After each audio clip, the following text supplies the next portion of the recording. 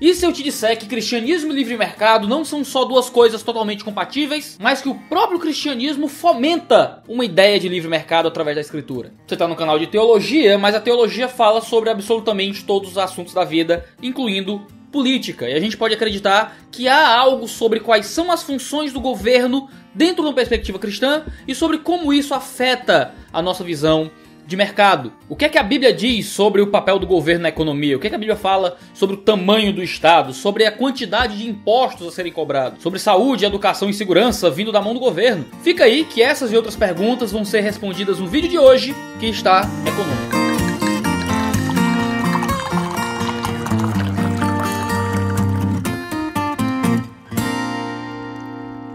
E o vídeo de hoje chega até você graças ao pessoal da Concílio. A editora Concílio é uma editora cristã nova do mercado brasileiro que tem traduzido e produzido muito material interessante. Por sinal, é a editora Concílio que publica não só os meus livros, como também o livro do canal 2 Dedos de Teologia. Entre no site da editora Concílio, www.concilio.com.br, e fica por dentro que vai ter muita novidade bacana esse ano sendo publicado pela editora. E não deixa de conferir e talvez adquirir as obras que são publicadas por eles lá. editoraconcilio.com.br.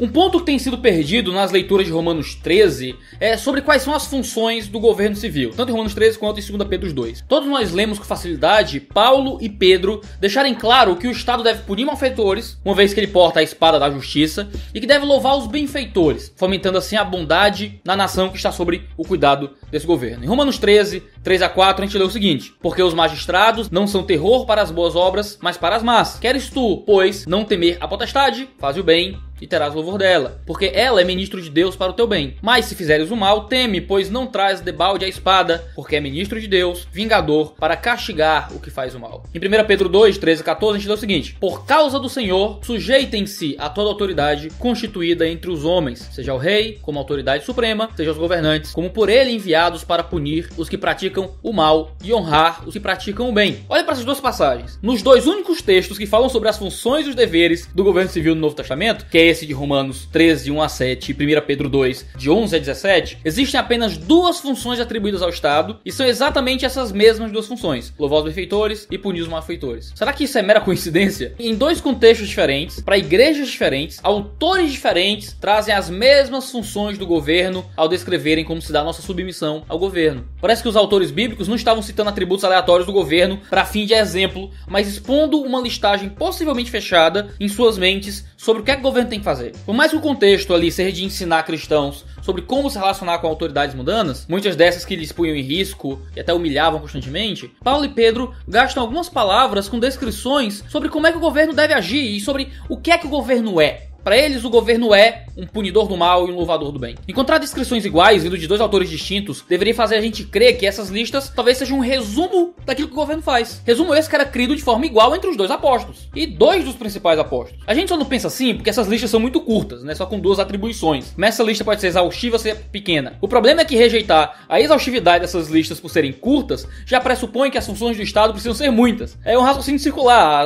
Essas listas não são descrições do que o Estado faz, porque o Estado tem que fazer mais coisa. Então não pode ser só isso. Mas isso é adaptar a escritura à tua visão política, não o contrário. Certamente causa espanto para algumas pessoas que essas listagens possam ser vistas como algo exaustivo sendo tão curto. Mas isso deveria significar que o papel do governo é curto, e não que as listas tinham que ser maiores. Pensa em Filo, que era um filósofo judeu muito famoso na época de Cristo. Ele falava de Moisés como um legislador civil que, ao invés de acumular para si poder e riqueza, assumiu para si a função de promover censura e punição de acordo com a lei para os malfeitores, além de louvar, de trazer louvor e honra para todos os benfeitores, mais uma vez de acordo com a lei, fecha aspas. Muito provavelmente, Paulo e Pedro foram influenciados pelo que declarou Filo acerca de Moisés, e foram convencidos que um bom governo civil é aquele que se atém a essas duas determinadas funções. Pensa em Provérbios 29:4, quando diz: quando o governo é justo, o povo tem segurança, mas quando o governo cobra impostos demais, a nação acaba na desgraça. Olha só que loucura. Segundo a sabedoria bíblica e a voz de Deus vindo ali em Provérbios, a nação não deveria cobrar demais, não deveria cobrar muitos impostos.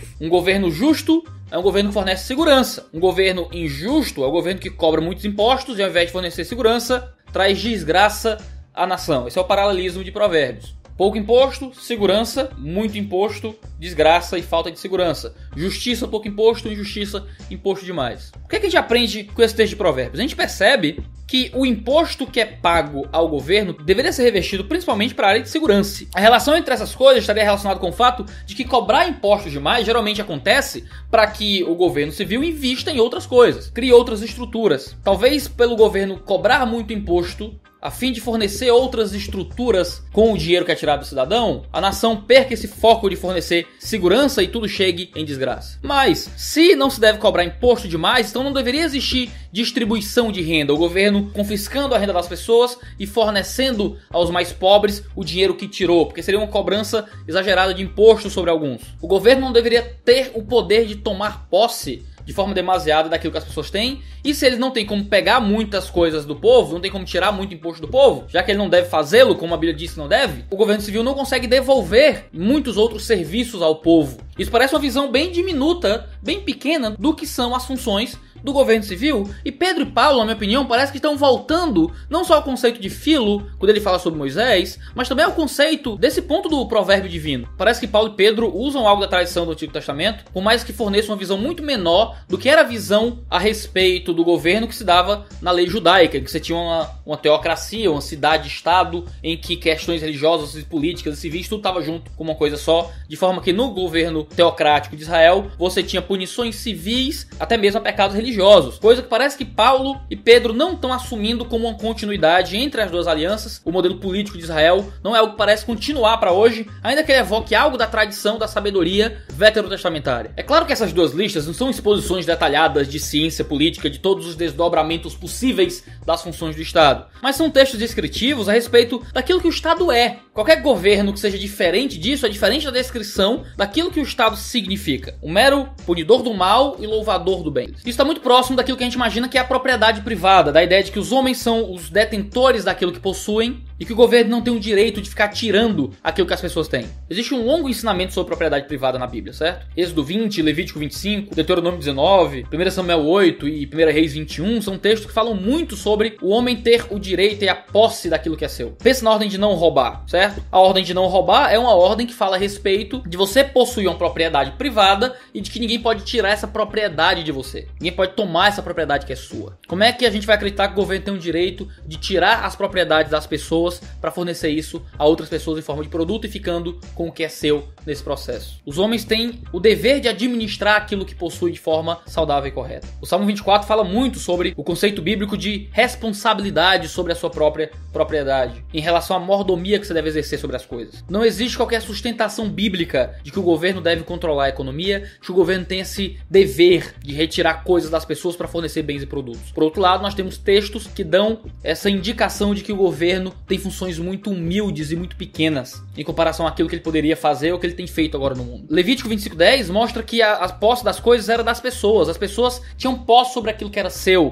O dono último era Deus e o dono contingencial daquilo, na realidade, era o indivíduo. Nunca o governo civil. O governo civil não tem a posse sobre aquilo que é das pessoas. Deus e os indivíduos possuem. Quando o governo tenta assumir a posse sobre aquilo que é das pessoas, o governo toma para si o lugar que é ou do indivíduo ou de Deus. 1 Reis 21 fala do rei Acabe de forma vergonhosa, tomando aquilo que pertencia a Nabote, uma vinha que era dele. Influenciado por Jezabel, Acabe roubou essa vinha e tomou essa vinha. Ele era o rei e tirou a vinha do seu cidadão e Deus o puniu por isso. Ele foi morto nesse processo porque ele queria tirar do cidadão algo que ele não deveria ter tirado. Ele quis tomar uma propriedade do cidadão que ele não deveria ter tomado. Em 1 Reis 8, 10 a 18, Samuel alertou o povo de Israel sobre reis que só queriam tomar, tomar e tomar do povo. Em Ezequiel 46, 18, o profeta da parte de Deus condena confisco de propriedade pela mão de governantes. Isso significa que Romanos e Pedro apresentam um caminho de um governo pequeno, de um governo que não é tão grande. Talvez você possa chamar isso de minarquismo, você pode chamar isso de liberalismo, não sei que nome você dá, eu só chamo de cristianismo, tá bom? A partir daí a gente pode fazer uma proposta de liberalismo econômico cristão. Paulo diz que a função do Estado é louvar aqueles que fazem o bem e punir aqueles que fazem o mal. Você não teria nenhuma outra função do Estado a ser empenhada, além da ideia de que o governo vai fornecer um louvor àqueles que praticam a bondade maldade e trazer punição àqueles que praticam a maldade. O governo porta a espada, e a espada da punição somente. Seria um tipo de minarquismo, de visão menor daquilo que o governo civil significa. Ele não tem muitas coisas na mão além da espada, da segurança pública, da punição da criminalidade, da criação de um contexto de justiça que se manifestaria, e nada além disso. Uma força de polícia, uma força de exército, uma força de leis, talvez nada muito além desse tipo de coisa. Então é interessante que Paulo e Pedro falam que o governo ele louva o homem bom, ele louva a prática da bondade. Não é que o governo faz a bondade, não é que o governo promove a bondade através de ser um praticante do bem, mas o governo promove a bondade através do louvor público dos homens que agem bondosamente. O governo, ele só porta a espada, ele não porta o arado, ele não porta o estetoscópio, ele não porta a lousa, ele não porta o púlpito. Quando o governo tenta segurar outras coisas além da espada na mão, a mão que deveria estar posta na bainha se desdobra em milhares de funções. Acaba que ele tem que cobrar muito imposto e a nação entra em desgraça porque está focado em outras coisas. Quem empunha bem uma espada quando faz malabarismo? É por isso que não seria função do governo fornecer escola gratuita, hospital aos pobres, dinheiro no bolso de quem não tem, comida para quem tá com fome. Essa função seria dos indivíduos, de empresas privadas, de ONGs, do cidadão de modo geral. A função do Estado seria promover publicamente estes homens para que a bondade se popularizasse e não se afadigar na tentativa de produzir o bem. A gente tem 30 ministérios, isso é mais que Estados Unidos e Alemanha juntos. A gente tem ministério, meu Deus, do esporte. O governo quer se meter em como a gente joga bola. A gente tem uma gráfica estatal que custa milhões. E cuidar do pobre, governo. Escola, governo. Educação, governo. Cultura, governo. Filme do Fábio Pochá, Ancine. E os nossos impostos, que deveriam estar sendo colocados para nos promover segurança, estão sendo colocados para pagar propaganda política do PSTU, para financiar teatro agora do Vivier, sabe, para lançamento de livro daqui, para show da Ivete Sangalo acolá. Isso tudo com seu dinheiro, do seu bolso.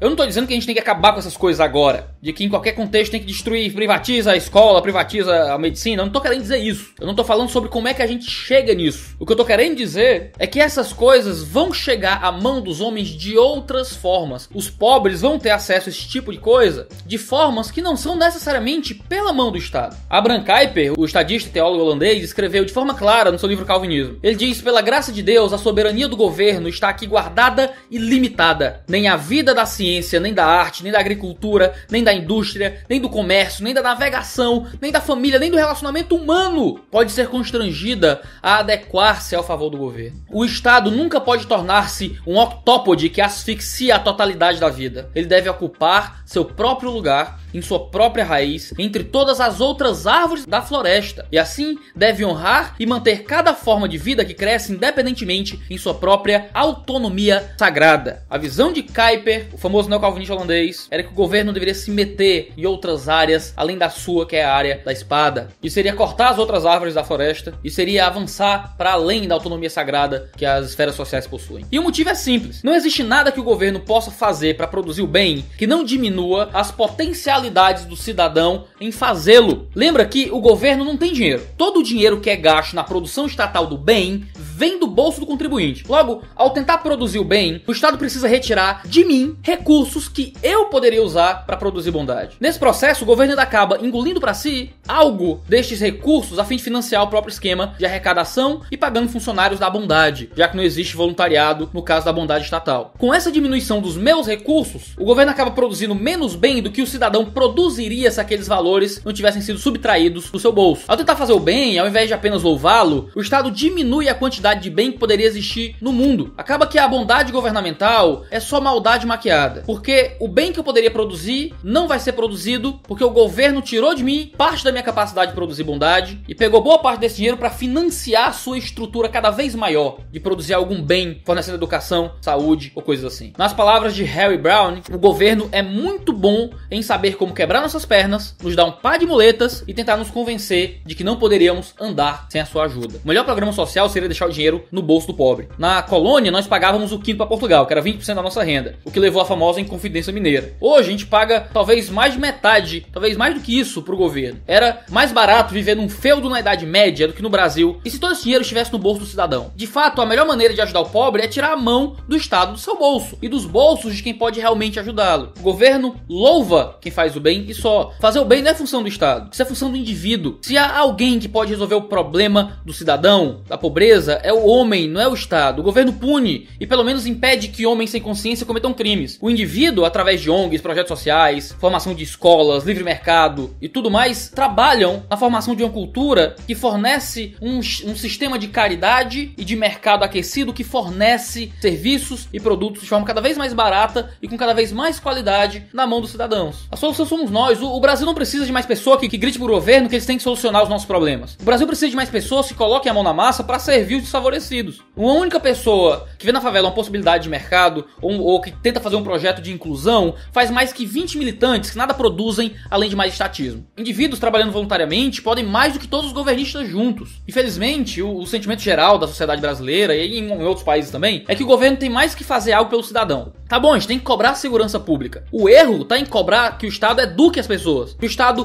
cure as pessoas, que o Estado subsidie em pesquisas e que dê dinheiro dos mais diversos. A gente precisa lembrar que o governo só pode nos dar aquilo que antes nos tirou. Todos pagamos pela educação estatal através dos impostos. E depois você paga a educação privada porque a estatal não presta. Se esse dinheiro ainda fosse nosso, teríamos como contratar uma educação melhor. Nós pagamos o SUS através de nossos impostos. Se esse dinheiro ainda fosse nosso, teríamos como contratar hospitais melhores. Não existe almoço grátis, é a velha frase que se diz na ciência política. Alguém sempre paga a conta. É como naquele caso das marchas que reivindicavam passe livre no transporte público. Ao invés de pagar a passagem de ônibus, os manifestantes preferiam pagar um político para que ele lhes tirasse o dinheiro do bolso a fim de pagar suas passagens. É um completo contrassenso. É como o Thomas Sowell no Knowledge and Decisions diz, ainda nos anos 80, que é incrível como algumas pessoas acham que nós não podemos pagar médicos, hospitais e medicamentos, mas ao mesmo tempo pensam que podem pagar médicos, hospitais, medicamentos e toda a burocracia governamental para administrar isso. A gente tem então uma resposta bíblica para o fracasso das nações que põe na mão do Estado a produção de boa parte da bondade nacional. O governo deveria estar focado na punição do malfeitor, produzindo então segurança para os cidadãos. Ao invés disso, muitos países possuem governos que dividem a atenção entre milhares de atividades e dezenas de ministérios, fazendo da segurança apenas um dos seus muitos empreendimentos. Tem um governo empresário, não um governo que fornece segurança. Com isso, não só a segurança pública acaba definhando, uma vez que o governo tem que fazer malabarismo com bolas demais, incluindo a espada de segurança, mas todas as outras áreas onde o Estado se mete acabam sofrendo dano. Já que Deus não intentou que tais áreas fossem geridas governamentalmente, as coisas dão errado. Não sei se o economista Milton Friedman entendia a profundidade do que dizia ao declarar que se entregarmos o deserto do Saara para o governo administrar, em 5 anos haveria falta de areia. Isso acontece porque a instituição do Estado não possui atribuição divina para ser empresário. As empresas piores administradas no Brasil são de longe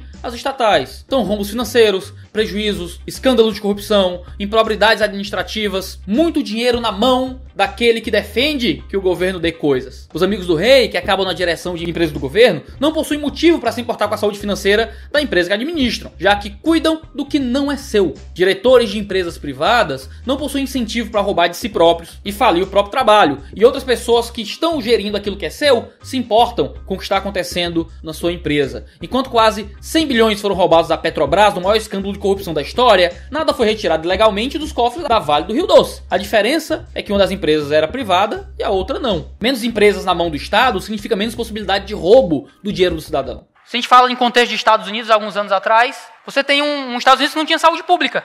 Meu Deus, os pobres, todo mundo morria na fila. Não, as pessoas davam. E todo hospital tinha um fundo para quem não podia pagar. E quem é que dava esse fundo? O Estado? Não. Gente que tinha dinheiro. Por quê? Porque sim.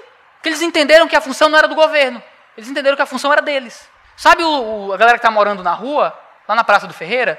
Quem tem que tirar eles da rua não é o governo, não. Quem tem que tirar eles da rua é você.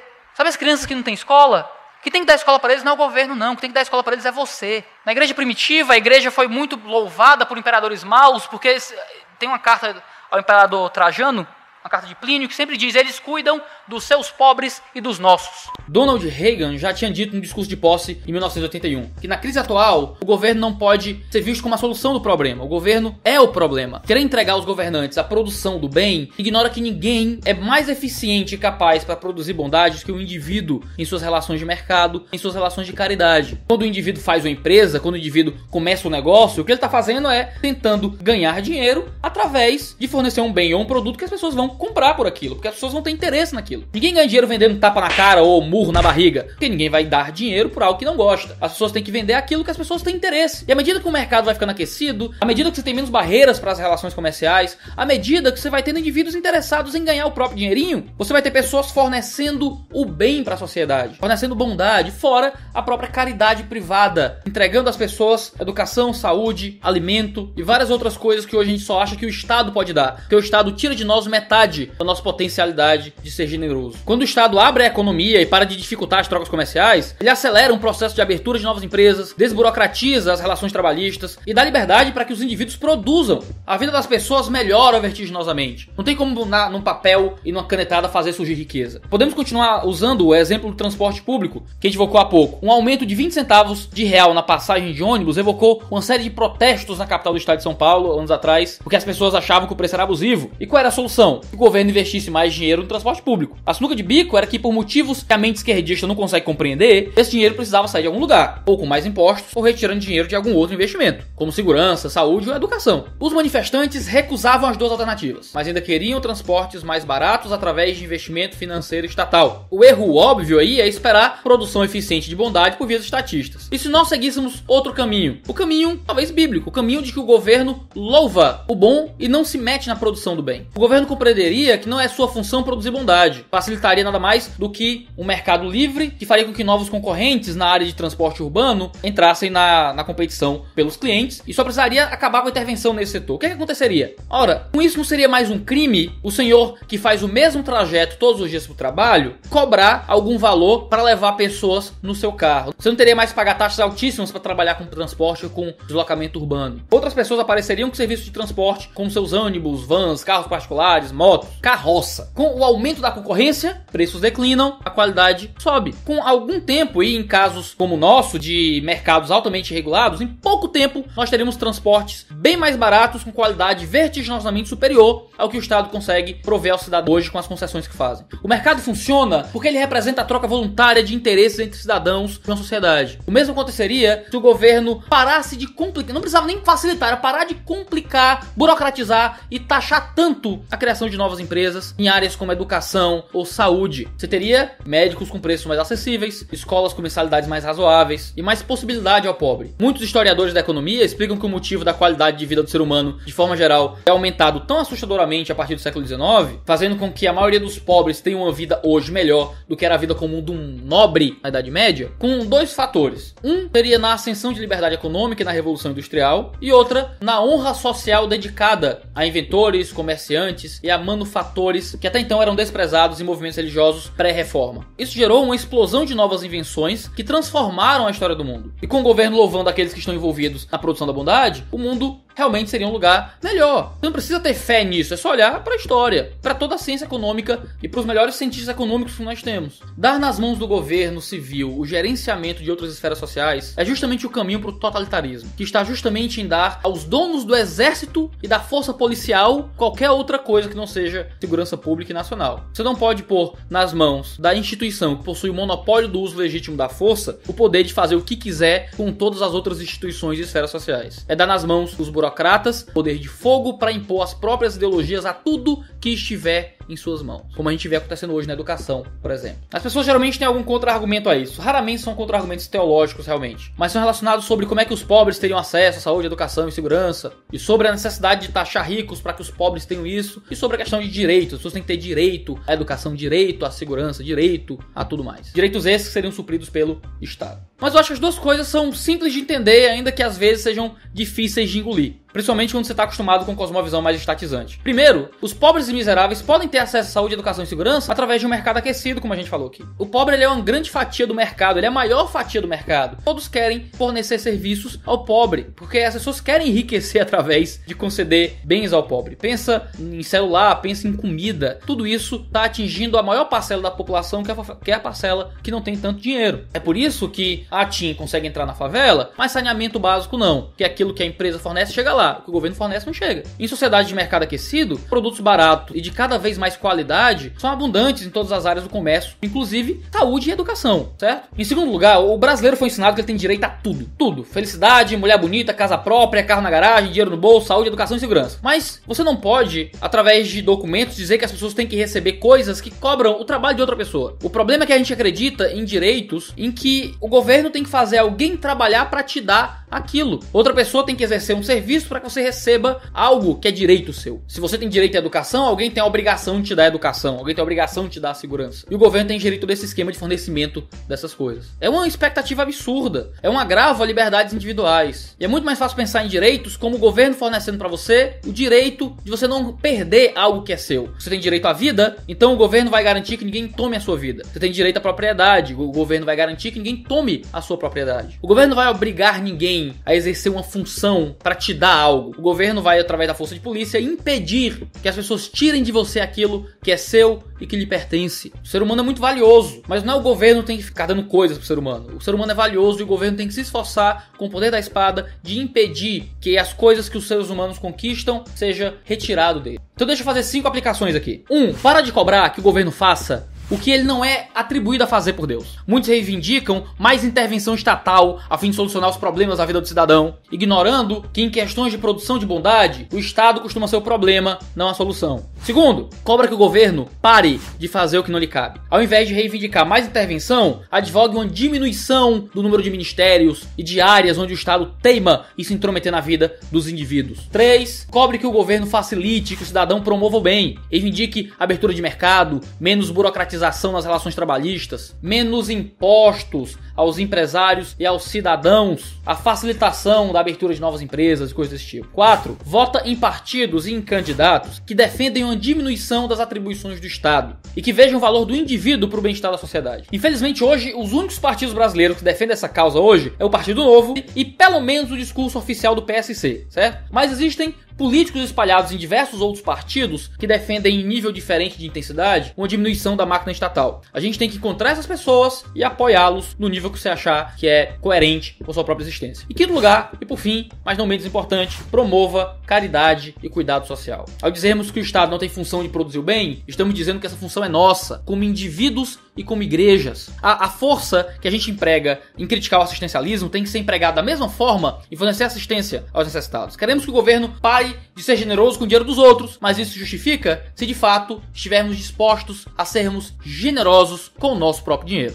Livros que falam muito sobre isso são, por exemplo, A Pobreza das Nações, de Wayne Grudem e Barry Asmus, é uma teologia da economia, e você tem Como a Palavra de Deus fala sobre liberalismo econômico. É um trabalho fenomenal e é uma coisa que a Vida Nova trouxe pra gente, que é incrível. Se você é um cristão e quer entender mais sobre como a Escritura nos ensina um governo pequeno, como ele vai apresentar as funções do governo civil como algo muito mais restrito do que aquilo que a gente encontra hoje aí, compra o site da Vida Nova, A Pobreza das Nações, Barry Asmus e Wayne Grudem, um PhD em teologia, um PhD em economia, escrevendo juntos sobre economia com perspectiva teológica. O Franklin Ferreira também escreveu um material muito legal, bem introdutório e muito gostoso sobre política, chamado Contra a Idolatria do Estado, o papel do cristão na política, que vai mostrar não mais de uma perspectiva econômica, como o Grudem faz, mas de uma perspectiva política, porque o governo civil não deve ser tão totalitário, tão grande, tão poderoso sobre os cidadãos e os perigos do totalitarismo e de depositar as esperanças na política. Mas um material mais geral sobre isso, que eu sempre gosto de voltar a ele, é o Livre para Escolher, certo? Um depoimento pessoal de Milton Friedman,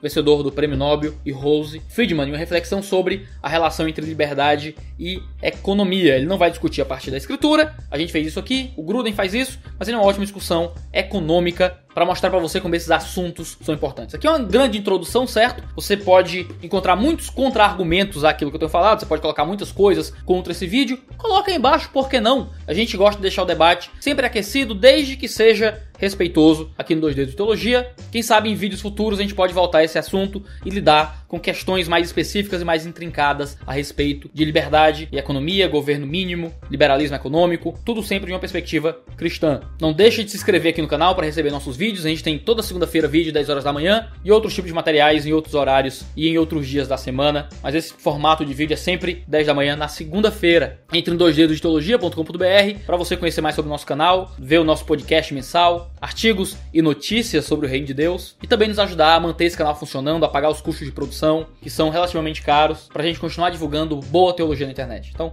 muito obrigado por nos acompanhar até aqui, valeu negada, e tchau, tchau.